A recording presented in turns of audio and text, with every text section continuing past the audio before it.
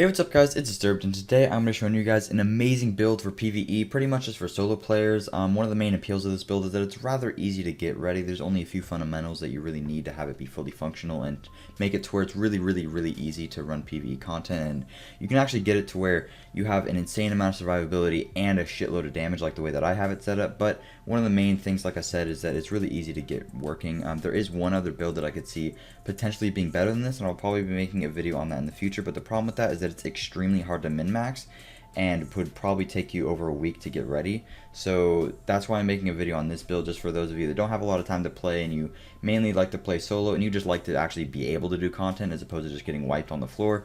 So this build is definitely going to help you out with that. By the way, if anybody's wondering on when I'm going to make an update to my Alpha Ridge build, it will probably be on Sunday. I'm still hoping for better LVOA, but if I don't get it, I'm just going to make the video anyways, because literally everything else is perfect about it. So yeah, just stay on the lookout for that. I'll probably be doing that either tomorrow or maybe on Monday. It just depends on what I want to do. But anyways, without further ado, let's get right into it. Also, this build will be decent in a group play, or in group play I mean.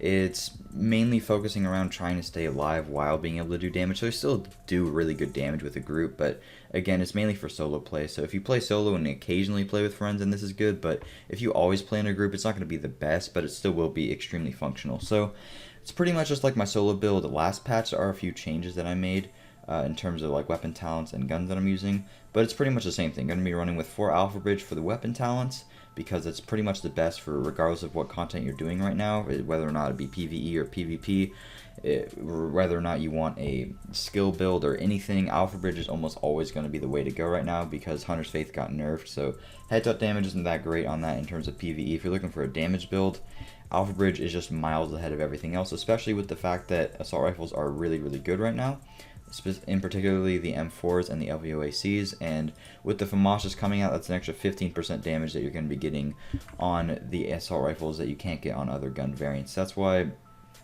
assault rifles are really good, and Alpha Bridge is in particularly. So for Alpha Bridge, just again for the weapon talents, you get the extra 5% weapon damage, and the health regen isn't bad at all either, especially in PvE with the solo build. And then 2 Nomad for the 15% health on kill. Now if you aren't really worried about dying and you have the build set up to where you're not dying very often, then you can definitely take off 2 Nomad. You can go for something like, if I wasn't to use this, I'd probably go with Savage, and then I would go with my Barrett's chest piece, or you could go with like Tenacious Mask or something like that, or even Specialized Backpack. Tenacious isn't great in PvE, but it just depends on what you want to do and what you're comfortable with. I just made it like this because it makes it to where you're nearly impossible. It's extremely hard to die, or invincible I mean. It's nearly impossible for you to die. You have a lot of survivability, so 2-piece Nomad with the 4-piece Alpha Bridge is going to be amazing for you. Just get that health on kill, and then you pair that with the fact that with Alpha Bridge you can get Predatory without losing a lot of damage. And Predatory plus the health on kill, you're going to just be up pretty much at full health almost all of the time. It's really hard for you to get close to dying. In the very end of the video, I have gameplay of me doing Lexington. The only time I even got close to dying was when I was like face tanking heavies and I'm just rushing in like Rambo going apeshit. But if you play smart, it's pretty much impossible for you to actually die with this build, because Predatory is going to keep you up at full health all the time. And then every time you kill an NPC, if you get low health and then you just focus somebody like a shotgunner or a sniper that has really low health, that health on kill plus a Predatory will just get you back to full health extremely fast. Now, in terms of the other talents that I'm running, Destructive, just for extra damage, just works multiplicatively, so just 15% flat extra damage. Unforgiving for when I do get low health, I can just, I just have a lot more extra damage. You could trade this for something like Responsive if you wanted to. I just wasn't able to, and I didn't really want to waste a finish shred through rolling this, because Unforgiving still is an amazing talent, but could go for Responsive if you want. I just think Unforgiving is great. Uncomplicated, of course, definitely make sure to get this. There's a FAMAS for sale right now at the Meat Locker if you haven't already seen it, so definitely make sure to pick that up if you plan on doing this with assault rifles. Uncomplicated, 15% flat damage, amazing talent. Vicious is also great, get that crit chance up. Brutal is awesome, and then another one that you can get is Ferocious. Ferocious is 10% damage to elites, and then you can also get Competent is decent, but it's not going to be up all the time, so that's why I don't really go for Competent in PvE. Deadly is okay, but just try to get, I'd say the most important things are probably going to be Destructive, Uncomplicated, Predatory, and then maybe Vicious, and then something like Responsive or Competent or Deadly or something like that would also be pretty good. But just make sure to get a good amount of talents, but Predatory is probably going to be the most important thing, just so you're always at full health. Now, a lot of you might be wondering why I am not using LMGs or something, or if LMGs are good. LMGs are great, The Hungry Hog got nerfed, but actually I don't have it in my inventory, but the Pecan in particularly is really nice, but the M4 variants and the LVOACs just pass it by a little bit. But if you don't have a good M4 or something, you can definitely go and buy the Pecan and then get another LMG, and that would work great because the Pecan rolls natively with Destructive and Ferocious. You could re-roll off Swift or Vicious, Unforgiving, whatever it may be, and then get another LMG to pair with that. It's really easy to set up, but assault rifles are going to give you the most damage potential right now in the patch because they have really high RPM. Getting uncomplicated makes it amazing. The base damage is great, enemy armor damage is great. M4s and LVOACs are pretty much just extremely overpowered right now.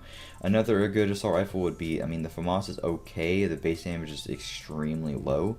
Like in comparison to my M4, it's 3,000 lesser, which is an extreme nerf, or not nerf, but you know what I mean. It's way less because I'm only gaining 50 RPM while in the process losing 3k base damage, which is hugely detrimental. So I wouldn't run a FAMAS as a main weapon. I'd go for either an M4. Another good one would be an AK or a G36. Both great weapons. A G36 is better than the AK, but AK is probably the third best assault rifle, and then the FAMAS is probably at fourth.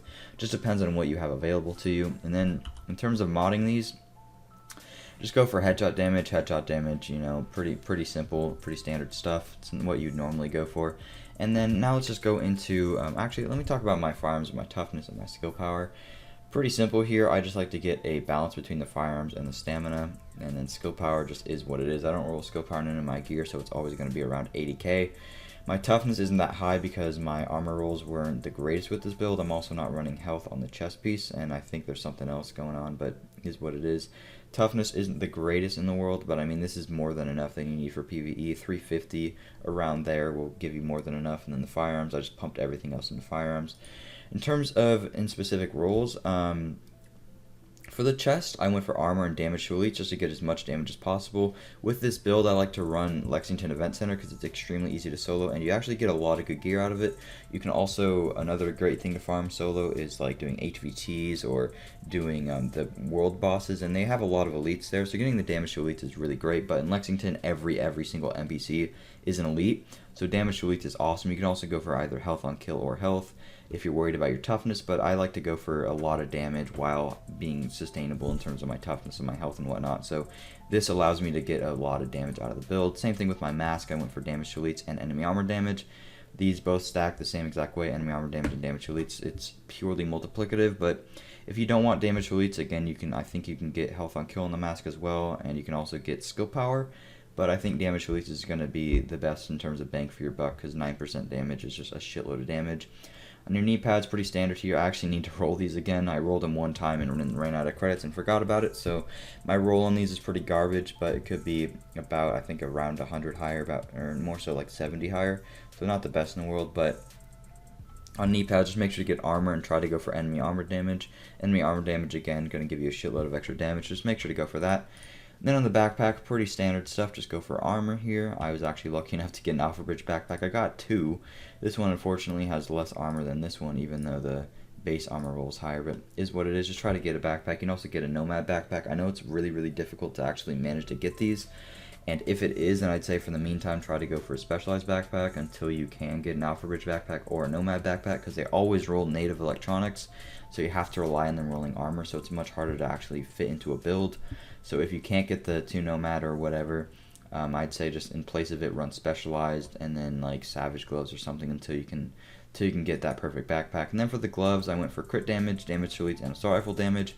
I can't decide whether or not I'd rather go for crit chance or crit damage, but I mean that's just how these gloves rolled, so I was fine with it. Assault rifle damage, you could also go for LMG if that's what you're running, and then damage to elites is going to give me more damage than any of these other bonuses will, so because it stacks multiplicatively, so that's why I made sure to go for damage to elites as opposed to crit chance. Then on the holster, pretty standard, just going to be going for armor. And then since I wanted this build to be really tanky, I went for first aid self-heal on every single one of my performance mods. You could also go for pulse crit chance if you're really comfortable with your toughness and how it's working out for you. If you want to get a lot of extra damage just to pump it out of the build, you can definitely go for that. But I went for the first aid self-heal because that's what I have in terms of mods. And I'm used to my heal giving me a lot of my health, so I was perfectly content with going for that. So yeah, that's pretty much it for this part. Now let's just go into skills. Skills, pretty standard stuff. You're just going to be going for overdose like I always would, and then I'd probably like tac scanner or flashbang if you want more CC, or some flame turret, some seeker mine with gas. It really just depends on what you like to use. I personally go for the pulse because I don't really think the CC is that necessary, and the pulse just makes it to where, you know, I do a lot more extra damage. In the gameplay, if you watch it, you see me use my ult over and over again. When you're soloing stuff, especially Lexington, if you make sure to prioritize headshot kills, you get your ult back extremely quickly. So that's why I roll with attack ult. I can just use it over and over again when I need to in those big fights with like bosses or a lot of the heavies. I get my ult back extremely quickly. But if your toughness is really low and you're still in the process of making the build perfect, you can go for recovery link or survivor link to save yourself. But right now I'm really comfortable with the way my build is, and I have a lot of toughness, more than I need probably. So tactical link is definitely good enough for me, and it makes me clear out content much faster. And then in terms of my mods, I'm probably just going to be going for critical save for the extra damage resistance. I went for steady hands because the M4 that I have is a police M4 that has a lot of recoil. So this just helps mitigate that a little bit. If I have an LVOAC, the recoil isn't that bad, but steady hands is great. And when I'm soloing, I couldn't really think of another good talent that would be worth using. Maybe precision or something, but my pulse is up a lot of the time. Stopping power is also great, an extra 25% headshot damage, but I mean, I just wanted to go for the steady hands. Also, make sure you get on the move. Kill a hostile while moving to reduce incoming damage. You just get 30% free damage resistance basically almost all the time after you kill an NPC. This talent's amazing, especially pair it with this build. Every time you kill somebody, you get the damage resistance, you get the predatory, you get the health on kill. Amazing way to set it up. And then to top it all off, I went for one is none, headshot a hostile to have a 50% chance of not consuming the bullet. With my assault rifle, I'm prioritizing headshots all the time to get my ult back faster, and just because that's the best way to do damage. So with one is none, I just always get my bullets recycled back into my gun, and I don't have to reload as frequently, so that's awesome. And then strike back is nice, reach low health to reduce active skill cooldowns. That's okay, not the best in the world. There's a few other ones like tactical advance just to get a little bit of extra damage, you know, precision, stopping power, whatever. But the way that I have it set up is pretty nice. And, you know, I just keep the steady hands right now because right now, here's my M4. You might not be able to see, but shooting my M4 right now, it does have a decent amount of recoil. But then I proc steady hands, and it makes a little bit of a noticeable difference. You may have not seen it, but it does make a difference, and I can feel it. But yeah, that's pretty much it for the build, guys. I'm just going to leave you with some Lexington gameplay. I didn't try to do it extremely fast or anything like that. I just played through it just to show you guys accurate representation of the build. I wasn't going super try hard. I messed up over and over, like I forgot to get the hostage and stuff, so it's not about the timing. I just want to show you guys the practicality of the build and how easy it is to use. In certain situations I do get to pretty low health. That's just because, like I said before, I was just playing like Rambo, just going crazy on people.